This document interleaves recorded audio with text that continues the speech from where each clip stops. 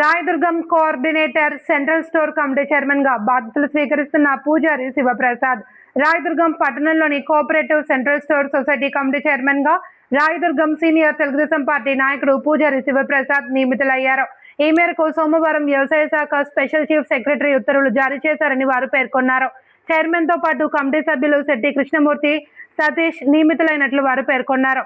ఈ సందర్భంగా ఆయన మాట్లాడుతూ ప్రజా పంపిణీ వ్యవస్థలో రేషన్ లబ్ధిదారులకు సహాయ సహకారాలు అందించి సక్రమంగా విధి విధానాలను అందేలా చర్యలు తీసుకుంటామని పేర్కొన్నారు. ముఖ్యంగా తెలుగుదేశం పార్టీలో చాలా కాలం సీనియర్ పార్టీ నేతగా పనిచేసేందుకు నన్ను గుర్తించి నాకు సెంట్రల్ కోఆపరేటివ్ సొసైటీ చైర్మన్ గా రాయదుర్గం ఎమ్మెల్యే కాలువ శ్రీనివాసులు సహాయ సహకారాలు అందించారు అని వారికి ప్రత్యేక కృతజ్ఞతలు తెలిపారు.